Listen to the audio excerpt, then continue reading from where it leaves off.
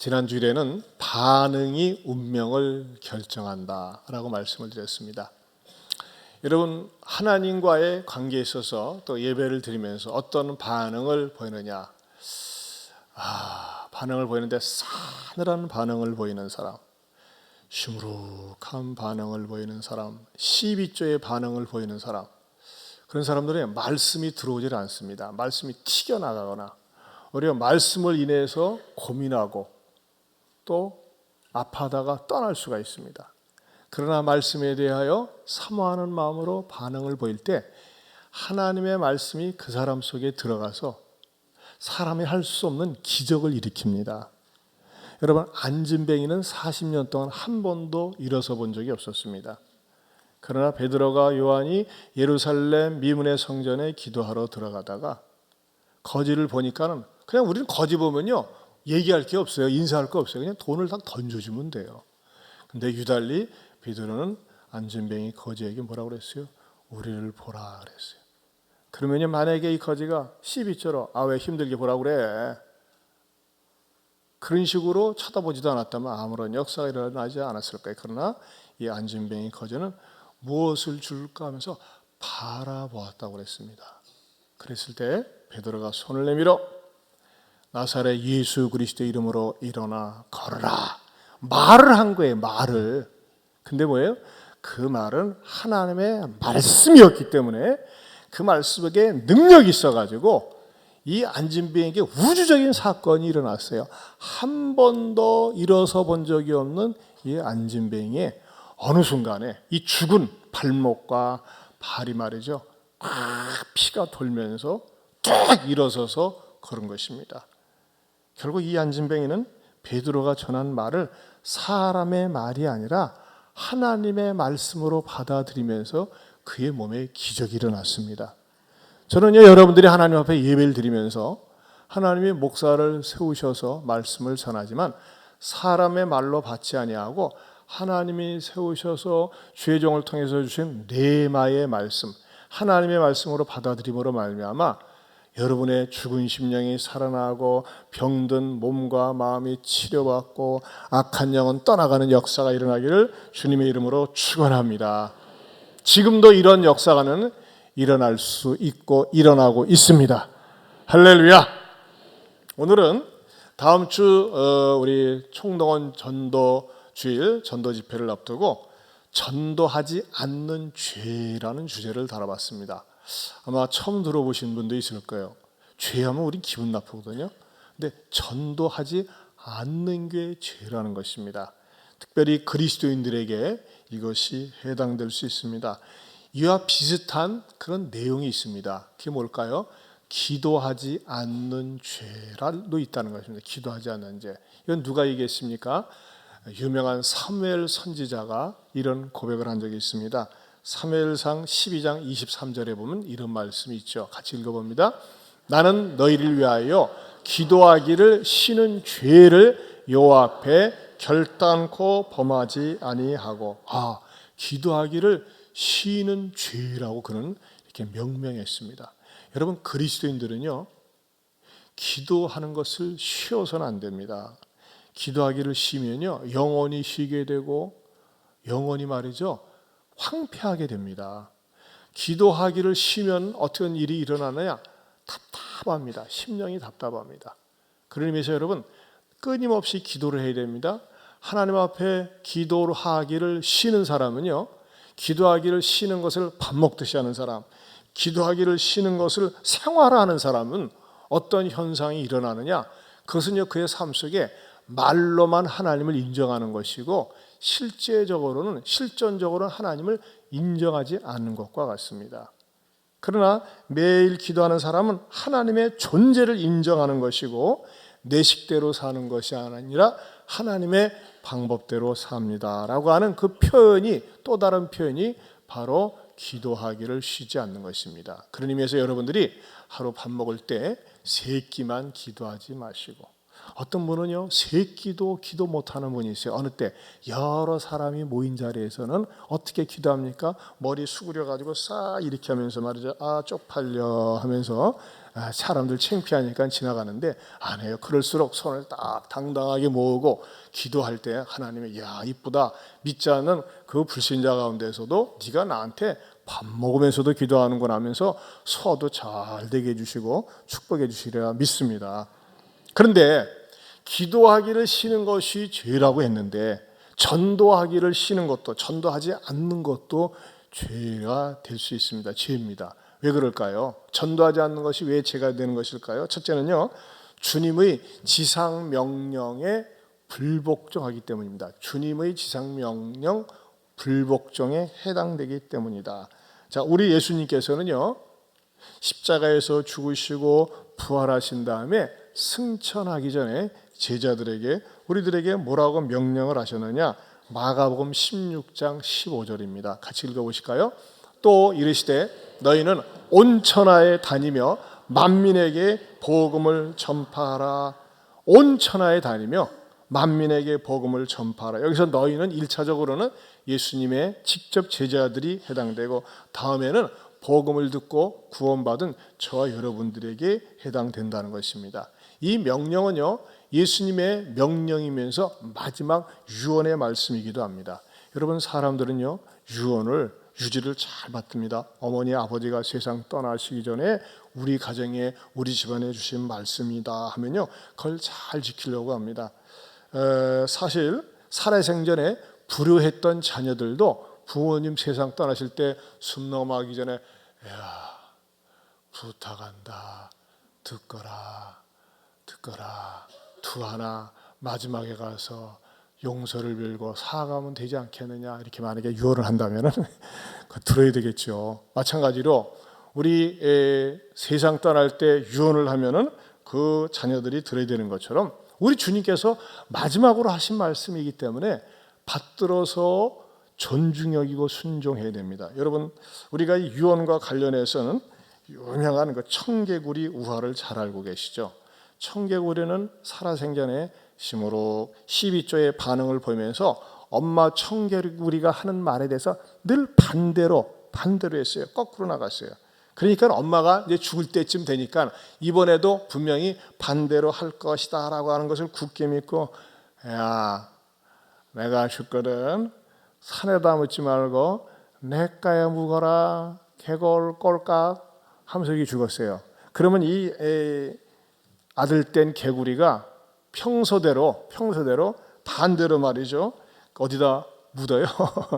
분명히 산에다 냇가에다 묻으라고 그랬었는데 산에다 묻을 것이라고 엄마가 그러면서 그렇게 생각하면서 아들 청개구리의 생활 방식이 그러하니까 그렇게 생각을 했는데 이 아들 청개구리는 마지막 어머니 유언은 잘 들어드려야지 해가지고 냇가에다 묻어가지고 비가 올 때마다 처량하게 울었습니다. 여러분, 청개구리 울음소리 들어본 적 있습니까? 일반 개구리하고 청개구리하고 울음의 차원이 다릅니다. 먼저 일반 개구리를 여러분 들려드리겠습니다. 듣기가 좋아요, 듣기가. 그 다음에 청개구리의 울음소리.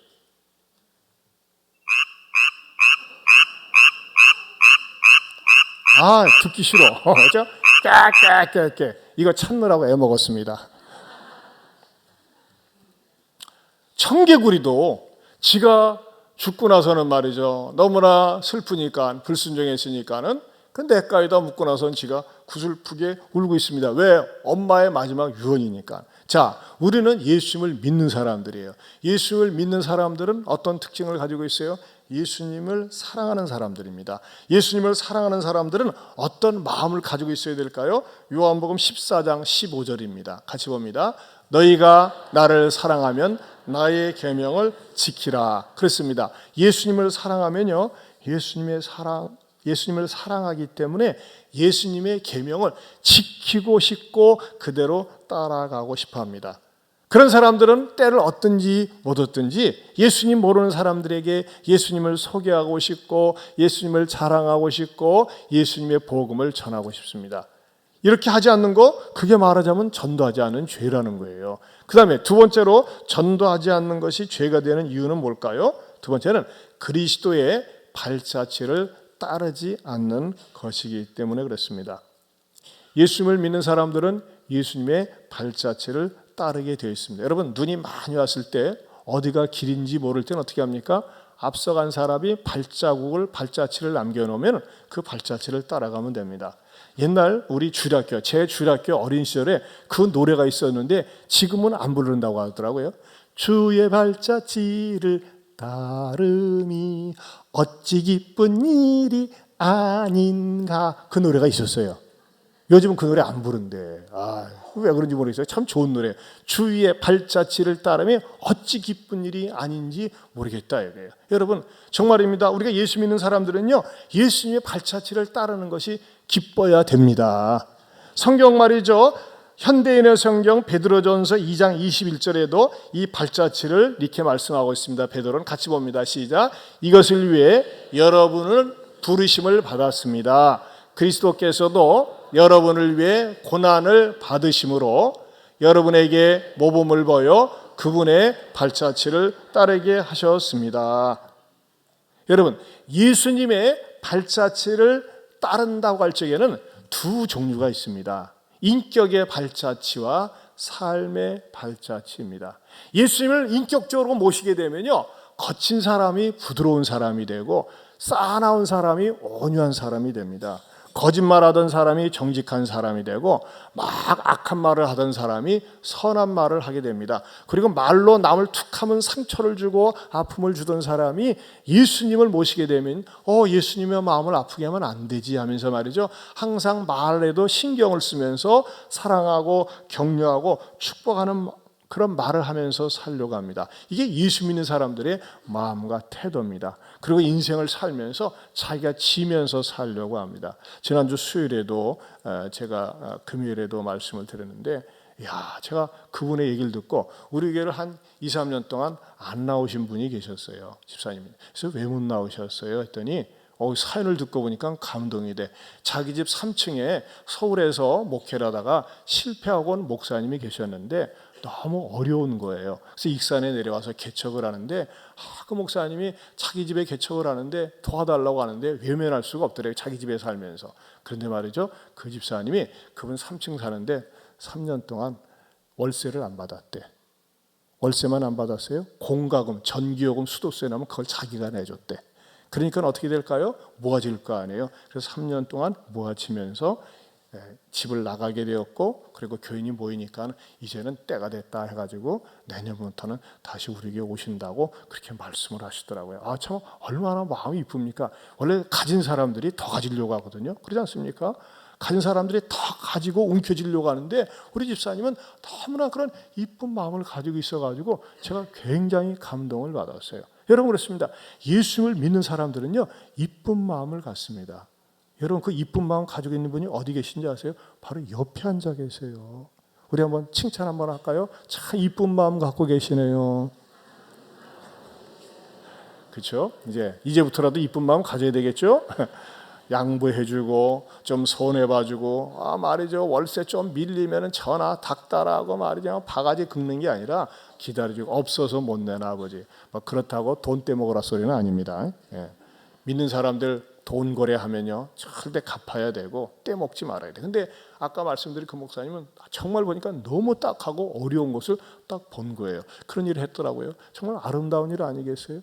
또 그러나 우리가 마음 씀씀이가 넓고 베푸는 그 마음의 발자취를 따라가는 것뿐만 아니라 어떻게 해야 될까요? 우리가 예수님의 발자취 가운데 가장 큰 발자취는 뭐냐면 전도의 발자취입니다. 예수님은요, 공생애를 시작하면서 뭐라고 하셨느냐? 마가복음 1장 14절에서 15절입니다. 같이 보겠습니다. 요한이 잡힌 후에 예수께서 갈릴리에 오셔서 하나님의 복음을 전파하여 이르시되, 때가 찼고 하나님의 나라가 가까이 왔으니 회개하고 복음을 믿으라 하시더라. 아멘. 여러분, 이거 아셔야 돼요. 이 세상에는 하나님의 나라가 있고 세상 나라가 있어요. 세상 사람들은 세상 나라가 전부인 줄 알아요. 하지만요, 하나님의 나라가 있습니다. 하나님의 나라는 우선은 믿는 사람들의 마음속에 있고 공동체 속에 있고, 더 나아가서는 우리가 영원히 발을 붙이고 살 그 나라가, 하나님의 나라가 있습니다. 그 나라를 일컬어서 다른 말로 하면 천국입니다. 그런데 그 천국이 있다고 하는 것을 예수님께서는 전파하셨고 그 천국에 들어가기 위해서는 회개하고 복음을 믿으라고 이렇게 복음을 전했다고 하는 것입니다. 그런데 우리 예수님은요, 예수님의 제자들을, 예수님을 따르는 사람들을 모아놓고 자, 이게 총동원주의니까 전도합시다, 열심히 해야 됩니다, 이렇게 광고를 한 것이 아니라 예수님 자신이 몸소 모범을 보이셨어요. 마가복음 1장 38절 보겠습니다. 같이 봅니다. 시작. 이르시되 우리가 다른 가까운 마을들로 가자. 거기서도 전도하리니 내가 이를 위하여 왔노라 하시고, 예수님 자신이 말이죠, 직접 다른 마을들로 가자, 거기서도 전도하리니 노방전도를 다니셨다는 거예요. 그래서 저도 말이죠, 일주일에 한 번씩 토요일에 노방전도를 전도도 나가고 또 때를 얻든지 못 얻든지 항상 복음 전도하는 일에 뒤처지기가 싫어요. 왜? 예수님께서 이렇게 모범을 보이셨기 때문에 예수님의 발자취를 따라가고 싶은 거예요. 여러분, 여러분도 마찬가지입니다. 우리 찬송 가운데 이런 찬송이 있어요.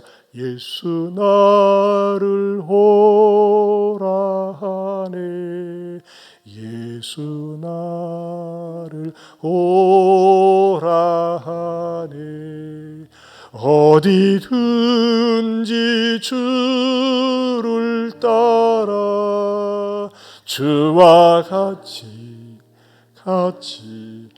가려네. 다 같이 주의 인도하심 따라, 주의 인도하심 따라, 어디든지 주를 따라 주와 같이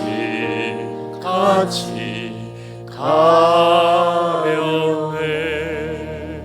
여러분, 우리가 찬송을 볼 때 주의 인도하심 따라 주를 따라 간다고 그래요. 그럼 주님이 어떤 발자취를 남기셨어요? 전도의 발자취를 남기셨다니까요. 우리 주님이 전도하면서 살았어요. 그렇기 때문에 우리도 말이죠, 때를 얻든지 못 얻든지 어느 곳에 있든지 주님의 발자취를 따라 복음을 전하는데 앞장설 수 있기를 축원합니다. 또 우리 주님은요, 이렇게 제자들을 모아놓고 가르치는 사역, 전파하는 사역, 또 환자들을 만나면 치유하는 사역도 하셨지만요, 개인적으로는 개인 전도도 많이 하셨어요. 어느 한밤중에 당시에 최고의 권력기관에 있는 사내들은 공회원이었던 니고데모가 한밤중에 찾아와서 예수님, 어떻게 해야 거듭날 수 있습니까? 어떻게 하면 거듭날 수 있는지, 다시 태어날 수 있는지, 어떻게 하면 천국에 갈 수 있는지 근본적인 질문을 했을 때 예수님께서는 니고데모에게 거듭남의 진리를 가르쳐 주셨어요. 근데 놀라운 사실은요, 이 한 사람 니고데모 앞에서 신구약 성경 전체를 축약해서 말씀할 수 있는 한 말씀을 주셨어요. 한 말씀. 그 말씀이 쭉 연결되고 구약과 신약으로 퍼져나간 것인데 그 한 말씀이 뭘까요? 요한복음 3장 16절입니다. 하나님이 세상을 이처럼 사랑하사 독생자를 주셨으니 이는 누구든지 그를 믿는 자마다 멸망하지 않고 영생을 얻게 하려 하심이라. 이 요한복음 3장 16절 할 말씀은요, 사실 어떻게 보면은 많은 사람들이 모여 있는 가운데 선포식으로 할 만한 그런 권위가 있는 말씀이에요. 왜? 그 한 말씀을요, 신학자들이 분석을 해보니까 어때요? 성경 전체를 쫙 요약한 엑기스의 말씀이거든요. 근데 그 말씀을 예수님은 한 사람 앞에서 하셨어요. 누구요? 니고데모 앞에서. 니고데모가 왜? 한 영혼이 귀하기 때문에. 그래서 우리는 한 영혼을 소홀히 여길 수가 없는 것입니다. 예수님은요, 이렇게 많이 배우고 권력에 있는 니고데모만 했습니까? 아니요. 사람들이 뒤에서 수근수근하고 손가락질하고 저 못된 여자, 나쁜 여자, 질이 나쁜 여자, 누구였을까요? 예수님 만난 여인 가운데 사마리아 수가성의 여인. 얼마나 여자가 이쁘고 잘생겼는지 남자 5명을 갈아쳐 버렸어요. 그 보통 능력이 아닙니다. 옛날에 5번이나 이혼하고 6번째 남자하고 사는 사마리아 여인에게 예수님은 찾아가셔서 나에게 물 좀 달라고 하면서 복음을 전했어요. 사람들은 다 시시하고 죄인이라고 하면서 멀리하고 손가락질했지만 예수님은 찾아가셔서 그에게 진정한 생수가 무엇인지를 가르쳐 주시고 복음을 전했던 것입니다. 또 예수님의 전도의 말이죠, 가장 아프면서도 절정은 뭘까요? 예수님은 원래 건강하셨어요. 왜? 목수일을 하셨기 때문에. 그런데 예수님이 채찍에 맞고 온갖 박해를 받으시면서 십자가를 지고 갈 때 너무 힘들어가지고 퍽 꼬꾸라져 쓰러지셨어요. 그때 로마 군병이 시간 많이 걸리네, 빨리 이거 일을 집행해야 되는데 누구 데려갈 사람 없는가, 대신 십자가를 지고 갈 사람 없는가 찾아보다가 구레네 사람 시몬이 저쪽에 딱 안소니 퀸처럼 말이죠, 눈은 크게 떠가지고 구경하고 있으니까 너 엄마 이리 와 자식아 해가지고 와서 십자가를 지고 가게 합니다. 그때 그 구레네 시몬이 뭐라고 그랬어요? ABC 재수 없어가지고 걸려들어가지고서 ABC 하면서 투덜거리면서 십자가를 지고 갔어요. 그러나 그는 어떻게 됩니까? 마침내 예수님이 행하시는 모든 말씀을 듣고 은혜 받고 변화 받고 그의 모든 가족을 전도하면서 초대교회 일꾼이 됩니다. 누구 때문에? 구레네 사람 시몬 때문에. 더더욱 감동적인 건요, 예수님이 십자가에 매달리셔가지고 돌아가셔서 예수님 자신도요 가눌 수가 없는 그 몸뚱아리를 갖고 계시는데 모든 인류의 죄를 짊어지시고 고통을 당하는 가운데서도 한 사람 강도의 구원을 예수님께서 시키기 위해서 그를 용납하고 받아주셨다고 하는 것입니다. 어떻게 보면요, 예수님은요 전도로 시작해서 전도로 마치셨어요. 그런 의미에서 여러분, 저와 여러분도 마찬가지 아닙니까? 왜 우리로 하여금 먼저 복음을 듣고 예수 믿게 해주셨어요? 여러분, 예수를 믿으려고 하는 목적이 다양합니다. 어떤 사람은 좀 착하게 살고 싶어서, 선하게 살고 싶어서, 일이 좀 풀리기 위해서, 막힌 것이 좀 해결되기 위해서 다양한 동기를 가지고 와요. 그런데 다양한 동기 그 자체는 잘못된 것 아니에요. 하지만 여러분, 예수를 믿는 것이 이 땅에서 잘 먹고 잘 살고 떵떵거리고 성공했다고 하는 것을 증명하기 위해서 예수 믿으려고 하는 것은 잘못되었다고 하는 것입니다. 목적은 그게 아니에요. 예수 믿고 영원히 구원받은 다음에 구원받은 것 감격해서 예수님을 전하고 나누기 위해서 예수님을 믿어야 되는 것입니다. 우리 주님은 이 땅에 살면서도 필요한 것을 공급하시고 채워주셔요. 하지만 더 중요한 것은 뭐예요? 내가 예수님을 믿고 하나님의 자녀가 된 다음에 그 자녀됨을 갖다가 혼자만 맛보고 누리는 것이 아니라 같이 나누면서 살아야 됩니다. 그것이 먼저 믿는 사람들의 의무이기도 하고 책임감이기도 합니다. 먼저 믿는 사람들이 말이죠, 이것을 소홀히 할 때 그건 직무유기죄에 해당됩니다. 어제 우리 27명의 장로, 안수집사, 권사 임직식이 있었어요. 또 우리 교회도 권사님들, 집사님들이 많이 계세요. 이런 분들은 어떤 마음을 가지게 됩니까? 나에게 왜 이 직분을 주셨는가? 이 직분은요, 장로나 안수집사, 권사는 명예직이 아니에요. 세상에 나가서 내가 장로인데, 내가 안수집사인데, 권사인데 뻑이라고 준 게 아니에요. 좀 더 교회를 섬기라고, 낮아지라고, 섬기기 위해서 이런 직분을 주셨습니다. 그런 의미에서 교회에서 재직들은 말이죠, 더욱더 겸손하게 섬기고 교회에서 가장 대우를 받고 인사를 받아야 될 사람은 누굴까요? 새 가족입니다. 오늘 제가 어저께 우리 장로님들 새로 되신 분들 4분하고 또 기존 장로님 3분에게 이렇게 우리 단톡방이 있거든요. 그래서 문자를 보냈어요. 오늘 저녁 5시에 우리 새 가족들 만찬 모임이 있는데 부부가 꼭 나오셔서 우리 새 가족이 가실 때는 주차장까지 쫓아가서 인사해 주시기 바랍니다. 그랬어요. 예? 왜? 귀한 분들이니까. 또 오늘 이분들이 점심은 평소 때와는 달리 또 맛있게 점심을 준비했어요. 그러니까 여러분들이 가지 마시고 끝까지 잘 기다리셨다가 점심도 맛있게 드시고 오늘 5시에 꼭 오셔가지고 정말 사랑을 내가 흠뻑 받으면요, 그 사랑의 감정 때문에 살만한 가치가 나는 거예요. 근데 이것을 누가 해야 되느냐? 먼저 믿는 사람들이, 복음을 깨달은 사람들이 해야 된다는 것입니다. 저는 감사하게도 하나님이 우리 교회 주차장을 좀 넓게 주셨어요. 이 주차하는 분들에게, 처음 뵙는 분들에게 반갑습니다, 이렇게 인사를 하고 교회는 다니십니까? 이렇게 물어봅니다. 근데요, 여러분, 저도 목사하면서 이럴 때면 이제 이 주변에도 어느 때 이제 음식점 같은 데 갈 때 공공기관이나 또는 그 음식점 옆에 어떤 교회가 있을 때도 있어요. 그러면요, 그 교회 주차장이지만 내가 그래도 목사인데도 불구하고 남의 땅에 공짜로 주차한다는 것 때문에 슬금슬금 눈치를 보고 또 혹시 물어보는 사람은 없는가 이렇게 살펴본 다음에 그렇게 갑니다. 여러분, 남의 땅에 허락도 없이 내 아파트, 내 땅도 아닌데 주차할 때는 대부분 모든 사람들이 좁게 미안한 감정이 있어요. 없습니까? 없으면 이렇게 막 흔들고, 있으면 조금 이렇게 흔들어 보세요. 우리는 조금씩 있어요. 우리 교회도 마찬가지예요. 그렇죠? 외 사람들이 와서 딱 주차를 하면 말이죠, 제가 다가가서 이렇게 인사를 합니다. 하면서 우리 저기 교회 주차한 거 막 본인부터 얘기를, 안녕하세요 먼저 인사를 해요. 저 잠깐만 되는데, 아니 그게 아니라 주차도 괜찮습니다. 혹시 교회는 다니시나요? 제 어느 교회 다니는데, 그러세요? 그럼 열심히 잘 다니세요. 이렇게 인사하고 교회를 안 다닌다고 하면, 그냥 몸만 주차하지 마시고 마음도 주차하시면 행복하답니다. 그렇게 한마디를 갖다가 이렇게 뼈 있는 전도를 꼭 한마디 합니다. 제가 그래가지고요, 얻은 케이스가 바로 이게 오늘 주보 내용입니다. 오늘 주보 여러분 보면 말이죠, 주보 제목이 뭐예요? 주차장 인연이에요. 주차장 인연. 뭐라고 하나 있느냐? 제가 읽어볼게요. 저는 교회는 다녔지만 내 식대로 다녔습니다. 남편 직장 때문에 이사를 많이 다녀 교인들과 교제가 있을 만하면 또 이사를 했습니다. 그러다 보니 내 마음대로 교회를 다녔습니다. 산으로 들로 바다로 여행을 다니다가 어쩌다 주일에 아무런 계획이 없으면 교회를 갔습니다. 너무했어요. 믿음에 확신이 없었기 때문입니다. 그런데 어느 날 휴대폰 가게에서 서전사님을 만나 예안교회와 인연이 되었습니다. 목사님 설교 말씀을 들으면 다 저를 위해 하시는 것 같았습니다.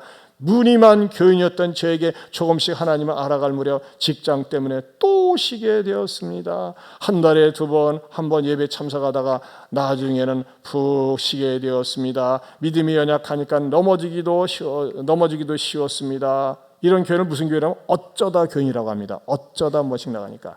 교회 가야 하는데 하는 생각만 하고 있을 때 2016년 12월 24일 교회 주차장에서 남편이 오주환 목사님을 만났습니다. 전도 대상자가 됐습니다. 제 전도 대상자가 됐어요. 제 차만 주차하지 마시고 마음도 예안교회 주차하시지요. 목사님은 저희가 오래전에 등록하고 쉬는 중인 줄 아셨던 것입니다. 다시 신앙생활을 새롭게 함으로 하나님께서 하늘의 평강과 은혜 주시기를 기도합니다. 목사님의 카톡을 받고 저는 결심했습니다. 새롭게 믿음 생활 시작하자. 그래서 구역 예배를 참석했고 구역장님과 집사님, 권면으로 세거적반 성신반 교육을 받았습니다. 전사님과 목사님 교육을 통해 하나님께서 예배해 놓으신 축복을 모르고 살아온 것을 회개했습니다. 저를 예배자로 인도해 주신 전사님과 목사님께 감사드립니다. 그리고 하나님께 영광을 돌립니다. 회개는 이건 돈 셀 때 회개고, 우리 교회에서는 회개라고 합니다. 근데요, 저는 이분이 우리 교회에 등록한 지 꽤 됐더라고요. 근데 말하자면 한마디로 얘기해서 뺀질이었어요. 1년에 2-3번만 나오는 거. 그러니까 내가 알 길이 없죠. 그리고 이런 분 특징은 뭐냐면 목사 인사를 안 하고 도망갑니다. 항상 빠져서 도망가니까 저도 알 길이 없었고, 최영숙이라는 분을 못 나는데 제가 이 남편을 16년 12월 24일 날 만나가지고 안녕하세요 예언교회 목사입니다. 아이고 주차하시고 환영합니다 했더니 이분이 먼저 우리 마누라가 이 교회 다니는데요. 누구시죠? 최영숙인데요. 내가 교족을 집으니 전혀 기억도 안 나. 보니까 말하자면 이분은 어쩌다 교인이야. 1년에 1번, 2번. 그랬던데 제가 남편한테 그랬죠. 그러지 마시고 선생님 교회 다니시면 어떻겠습니까? 하니까 말이 저한테 딱 핸드폰 전화번호 알려주고 그래서 전화를 하고 그렇게 되는데, 이 얘기를 부인이 뒤늦게서 듣고서 양심의 갑책을 몹시 받은 겁니다. 내가 이게 등록만 하고 뺀질이었는데 남편을 만나가지고 전도해 주니까 너무나 미안하고 고마워가지고 나중에 열심히 나오고 지금은 2부 성가되고 현직 서리 집사입니다. 이렇게 됐어요. 그러니까 여러분, 우리가 말이죠, 주차장에 올 때 이렇게 낯선 사람에게 다가서 미인대칭, 미소 짓고 인사하고 칭찬하고 대화하면서 전도할 때 마음의 문을 활짝 열고 신앙생활을 행복하게 하는 줄로 믿습니다. 우리가 유치부에 박주희 집사님이라고 있어요. 그 박주희 집사님 유치부 교사인데 이사를 했거든요. 이사를 했는데 목사님 입주 이사 예배 좀 드려주세요. 그래서 가서 예배를 드렸어요. 드린 다음에 집사님을 이 아파트 전부대 15층인데 이 30세대 아파트 선교사로 파송합니다. 순종하겠습니까? 네. 그러나 숙제가 있습니다. 나한테 떡을 해오지 않아도 이 아파트에 있는 모든 분들에게 떡을 돌리시고 거기다가 앞에다가 인사 말씀 쓰시길 바랍니다. 네. 대답만 하지 마시고 떡하고 인사말 쓴 것을 인증샷해서 나한테 보내시기 바랍니다. 네. 해서 이렇게 보내왔어요. 같이 읽어봅니다. 시작. 안녕하세요. 이번에 1405로 이사를 오게 되어서 이사떡을 드리니 맛있게 드시고요. 좋은 이웃이 되길 소망합니다. 예안교회 누구? 박주희 집사. 왜 이따 말아요? 여러분, 이런 떡을 먹으면은 어떤 마음을 갖겠어요? 일단 좋은 인상을 받아요. 사람은 좋은 인상을 받아야 되거든요. 그리고 엘리베이터 타고 내릴 때 먼저 인사를 하는 거예요. 인사를 하니까 어디 사는 누구시죠? 저는 이번에 이사 온 1405. 지난번에 떡 가져오셨죠? 떡 맛있게 먹었어요. 인사도 못 했는데. 교회는 다니시나요? 다니다 쉬고 있어요. 그래요? 제가 안내해 드릴게요. 지금 벌써 한 분 이렇게 약속을 받았어요. 한 번. 그러니까 여러분 그렇잖아요. 우리에게 주어진 환경과 여건을 최대한으로 어떻게 될까요? 주님의 복음을 전하는데 우리가 활용을 해야 된다는 것입니다. 저는 우리 예안교회 성도들이 말이죠, 이런 일에 적극적으로 쓰임받을 수 있기를 주님의 이름으로 축원합니다. 세 번째로는요, 전도하지 않는 자는 무서운 질책을 받습니다. 무서운 질책. 전도하지 않으면요, 하나님이 이렇게 질책을 하세요. 18절을 같이 보겠습니다. 18절 같이 봅니다. 시작. 가령 내가 악인에게 말하기를 너는 꼭 죽으리라 할 때에 내가 깨우치지 아니하거나 말로 악인에게 일러서 그의 악한 길을 떠나 생명을 구원하게 하지 아니하면 그 악인은 그의 죄악 중에서 죽으려니와 내가 그의 핏값을 네 손에서 찾을 것이고. 여러분, 악인의 개념이 누굴까요? 세상적인 범죄, 크라임, 그런 죄를 저지르는 사람, 그 사람은 악인입니다. 하지만요, 하나님의 관점에서는 죄송한 얘기입니다만 기분 나쁠 수 있지만 어쩔 수 없어요. 하나님을 믿지 않는 사람은 악인입니다. 하나님은 우리를 창조하셨을 때 하나님을 아버지라고 부르면서 하나님을 예배하면서 살도록 창조하셨는데, 죄가 우리의 마음속에 들어오니까 하나님을 거부하고 외면하면서 그 사람이 악인이 되어버린 거예요. 여러분, 이 땅에 살면서요, 내가 아무리 착한 일, 선한 일하고 나름대로 정직하게 살았다 할지라도 말이죠, 하나님이 보시기에 하나님을 믿지 않으면 악인입니다. 다시 쉽게 풀어 얘기하면요, 교도소에 들어가 있는 형제 자매들이 있어요. 여러분, 교도소에도 법이 있어요. 선후 관계가 있어요. 야 임마 인사하라. 나 별 5개 이 자식아. 별 5개 깜빡 죽습니다. 인사 안 하면요 맞아 죽어요. 윗사람 보면 인사해야 되고, 교도소 안에서도 뭐 해야 됩니까? 정직해야 됩니다. 이 도둑놈의 사기꾼 새끼가 거짓말하네. 도둑질하네. 도둑질하고 들어왔는데도 지들끼리 모인 자리에서 도둑질하면 두들겨 맞습니다. 그 안에 법이 있어요. 얼마나 잘 지켜야 되는지 몰라요. 바깥 세상에서 할 때보다 그 교도소 안에서 잘 지켜야 됩니다. 어떻게 그렇게 잘하냐고요? 내가 거기 드나든 적이 있어서 그런 게 아니라 드나들면서 들어서 그렇습니다. 교도소 안에도 법이 있어요. 그러나 여러분, 바깥에서 볼 때는 뭡니까? 다 같은 죄인이에요. 교도소 안에 있는 사람들. 하나님이 보실 때 이 세상은 어떻습니까? 죄라고 하는 세상에 우리가 갇혀 있는 거예요. 죄 때문에 뭐가 하느냐? 죽음이 온 겁니다. 사망이 온 것입니다. 여러분, 이 세상에서는요, 죄를 지면 감옥에 가지만 하나님 앞에서 죄를 지면 지옥에 가는 거예요. 그런데 이 지옥에 가는 것을 하나님께서 견딜 수가 없어가지고 하나님의 아들 예수님을 보내주셨고, 예수님을 믿음으로 말미암아 구원의 길을 마련해 놓으신 줄로 믿습니다. 그런데 우리가요, 그 구원의 길은 예수님밖에 없다는 사실을 예수님도 전하셨지만 우리도 전해야 한다는 것입니다. 여러분도 전해야 한다는 것입니다. 만약에 전하지 않으면 뭐예요? 그 핏값을 내 손에서 찾는다고 그랬어요. 아니, 저렇게 살면은 지옥에 갈 걸 뻔히 알면서 네가 외면을 해? 네가 침묵을 해? 하나님께서 그것에 대한 책임 추궁을 하겠다는 거예요. 그 여러분들이 어떻게 되느냐? 듣든지 아니 듣든지, 때로는 멸시를 당하든지 이 복음을 전해야 된다는 것입니다. 안 듣는 사람도 있어요. 안 들어도 전해야 돼요. 또는 전도하다 보면요, 제가 옛날에 중고등부 때 임원했었어요. 청년부 회장도 했었어요.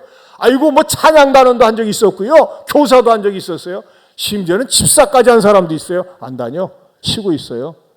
이런 사람은 어떻게 되느냐? 이런 사람, 왕년 얘기하는 사람, 이런 사람은요, 20절에 말씀하고 있어요. 20절 또 보겠습니다. 20절 시작. 또 의인이 그의 공의에서 돌이켜 악을 행할 때, 여기서 의인이 뭐예요? 옛날에 믿었던 사람이라 이거예요. 근데 이 의인이 어떻게 되냐? 그의 공의에서, 하나님을 믿는 공의에서 돌이켜 악을 행할 때에는 이미 행한 그의 공의는 기억할 바 아니라. 같이 나머지 읽습니다. 내가 그 앞에 거치는 것을 두면 그가 죽을지니 이는 내가 그를 깨우치지 않음이니라. 그는 그의 죄 중에서 죽으려니와 그의 피값은 내가 내 손에서 찾으리라. 여러분, 이거 아셔야 돼요. 옛날 얘기 좋아하는 사람 있어요. 옛날 얘기, 왕년 얘기. 왕년에 내가 말이죠, 헌금도 많이 했고 왕년에 봉사도 많이 했고, 어떤 사람은 그랬어요. 옛날에 내가 교회도 세웠어요. 그러나 지금 신앙생활을 하고 있지 않다, 하나님을 떠나 있다, 지난날 아무리 쌓아놓은 업적과 공로가 꽝이라 이거예요. 꽝. 그러나 이전부터 지금까지 계속 하나님 앞에 충성하고 봉사하고, 그거 뭡니까? 상급이 누적되는 겁니다. 그러나 지금 하나님을 믿지 않으면서 옛날에 화려했던 봉사했던 시절 얘기하는 거 하나님이 쳐주지 않는다고 말씀하고 있습니다. 기독교는 뭔지 아십니까? 영원한 현재를 귀하게 여깁니다. Right now, 지금 어떻게 내가 하나님 앞에서 섬기고 믿고 있느냐. 그러면서 사랑하는 성도 여러분, 저는요, 저와 여러분들이 현재 우리에게 생명과 건강과 기회와 시간과 물질을 주셨을 때 우리 하나님을 잘 믿고 복음을 전할 수 있기를 주님의 이름으로 축원합니다. 때로는요, 이 전도를 하다 보면요, 이 마음 상할 때가 있어요. 이야, 말을 안 들어도 어지간히 안 들어요. 진짜 뺀들려요. 전화하지, 찾아가지, 먹을 것 갖다 주지, 막 뭐 해야 돼요. 아, 네, 목사님 알았어요. 갈게요. 네, 올게요. 하면서 안 와. 이럴 때 마음이 상합니다. 그런데요, 내가 때로는 마음이 상하지만 그 상하는 것마저도요, 하나님께서는 가치 있게 본다는 것입니다. 뭘 보면 안 좋아하십니까?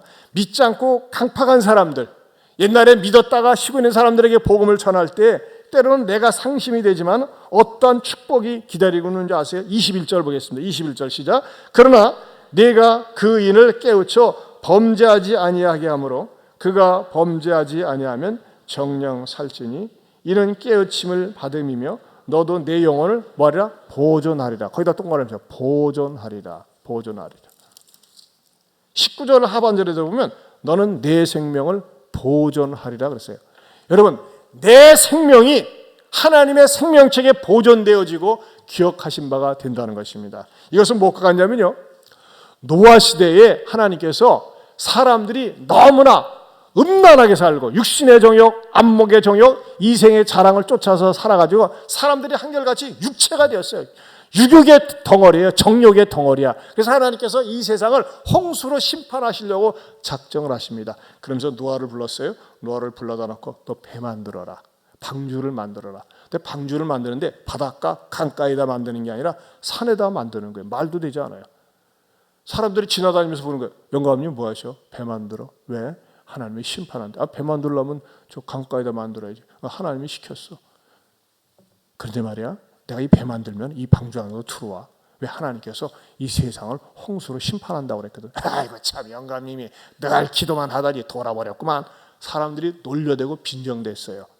근데 사람들이 놀려대고 빈정대건 그렇게 하건 말건 간에 100년 동안 방주를 만들면서 끊임없이 노아는 하나님의 의를 복음을 전했다고 그랬어요. 근데 희한해요. 그렇게 외쳤는데 구원받은 사람이 없어요. 왜? 아, 지금 세상 말이지 무슨 홍수를 한 번도 경험해 보지 못한 세상이었어요. 그러다 보니까 홍수란 개념도 모르지만 하나님이 심판한다고 하는 것을 갖다가 우습게 여기고 받아들이지 않았습니다. 막판에 가서 물이 억수같이 쏟아져도 개걷지 뭐 하면서 그렇게 받아들이지 않다가 다 홍수에 잠겨서 멸망하고 말았어요. 여러분, 지금도 마찬가지입니다. 여러분, 이 세상 정말 심판이 있습니다. 믿습니까? 이건 성경에 명시되어 있어요. 정확해요. 우리 예수님께서 육신의 몸을 입고 이 땅에 오셔서 우리의 구원자로 오신 성탄절이 다가오잖아요. 성탄절이 다가오는 것처럼 뭡니까? 이 세상을 심판하러 재림주로 영광의 왕으로 만왕의 왕으로 반드시 오십니다. 아멘입니까? 그러면 이 세상 심판할 때 이 세상은요 전부 다 불로 살라진다고 그랬어요. 불심판이 있어요. 그러면 뭐냐?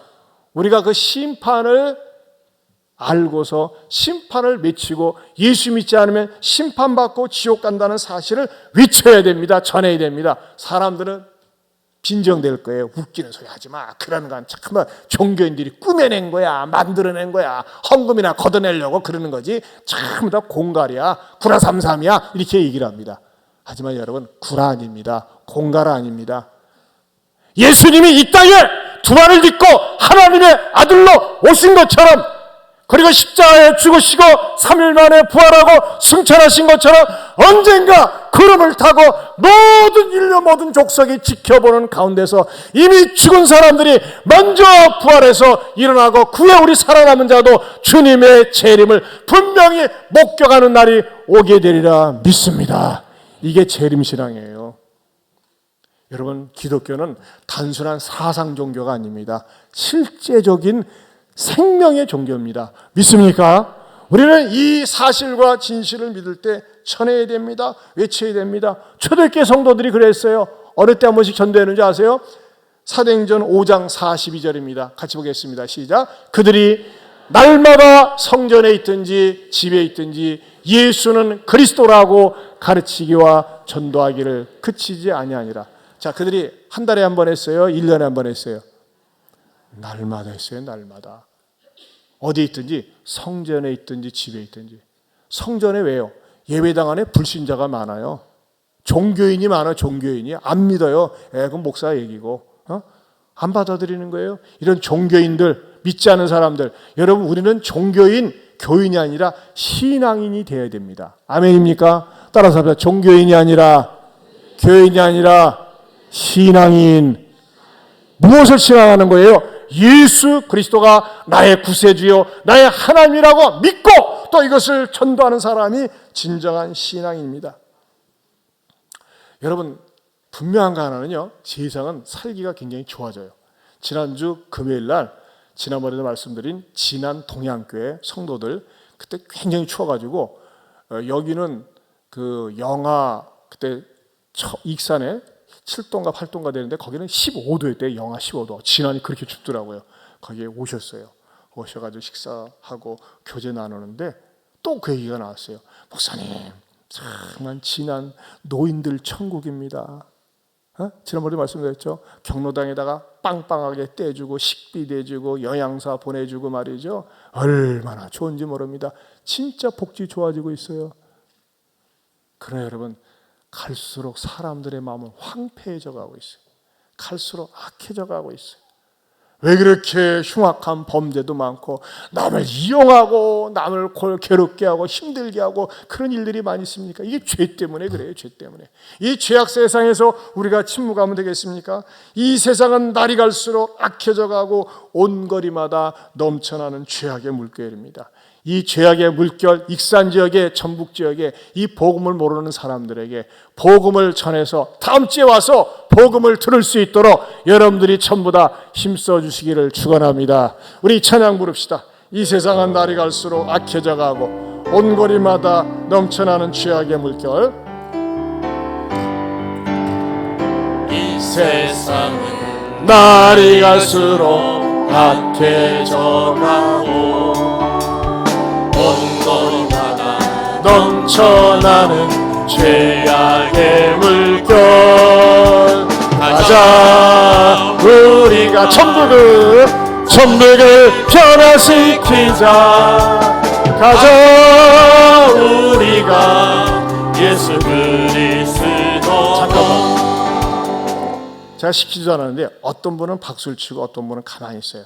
그러면요, 박수만 혼자 치는 사람은 내가 또라이 같아. 남들은 가만히 있는데, 아니에요. 여러분, 박수 치는 건 좋아서 치는 거예요. 그 박수 치는 거는요, 심장에도 좋아요. 기왕이면 좋고 심장이 좋으면 다 좋잖아요. 신나는데 신나는 곡을 들으면서도 시무룩 해가지고 시무룩 찬송을 불러도 이 세상은 날이 갈수록 악해져 가고 뭐가 가냐, 이게 따지고 이게 자기 불행하게 만드는 거야. 남들 좋을 때 같이 기뻐할 때 좋은 반응을 보일 때 장수하고 건강하게 오래 삽니다. 할렐루야. 자, 우리 박수 칠 때 같이 쳐야지. 오케이.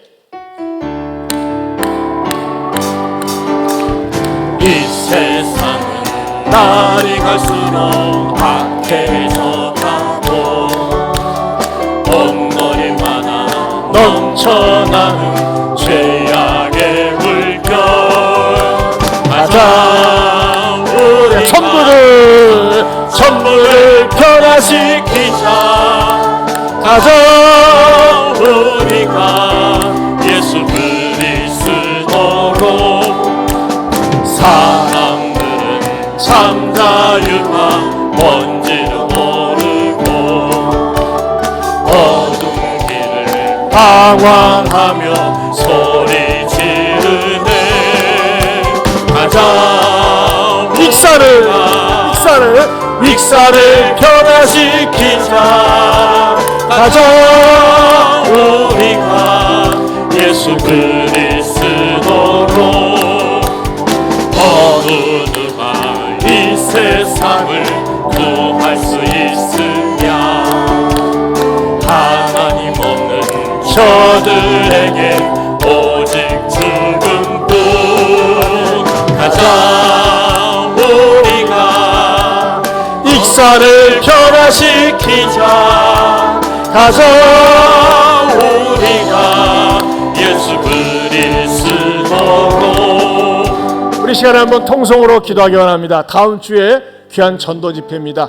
2019년을 마감하기 전에 하나님 이 귀한 전도 집회를 허락해 주셨는데, 이번 주에도 내가 전도 대상자 가서 만나고 대화하고 또 샤론에서 같이 밥 먹고 또 카렌다 달력이라도 하나 주면서 권면할 때 마음문 열고 와서 복음 듣고 같이 구원받게 해달라고 우리 주여 한번 부른 다음에 통성으로 기도합니다. 주여 하나님 아버지 감사합니다. 고맙습니다. 이렇게 총동원주일 다음 주에 허락해 주심을 감사합니다.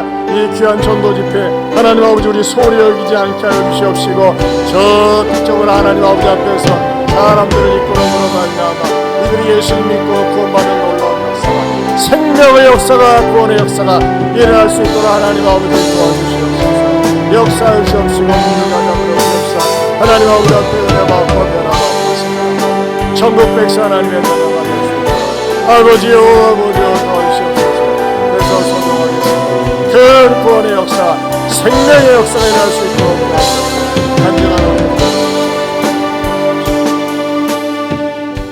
하나님 아버지 감사합니다. 저희 교회에 이렇게 전도 축제를 허락해 주심을 감사합니다. 다음 주 총동원 주일날 믿지 않는 부모님, 어머님이나 아버님이나 또는 동생이나 가족이나 친지나 직장 동료들, 그들에게 권면해서 데리고 와서 복음을 듣고 같이 예수 믿어 행복을 맛보는 귀한 집회가 되게 하여 주시옵소서. 어느 한 사람도 이를 소리 여기거나 침묵하거나 무심하지 않게 하여 주시옵소서. 이제는 우리 주 예수 그리스도의 은혜와 하나님 아버지의 변함이 없는 사랑과 성령님의 감화 감동 교통하심의 은혜가 전도하기를 쉬는 죄를, 전도를 하는 것을 쉬는 죄를 범치 않고 나도 주님의 발자취를 또 쫓아 전도하며 살겠노라고 다짐하는 모든 성도들 위해 영원토록 함께 있을지어다. 아멘.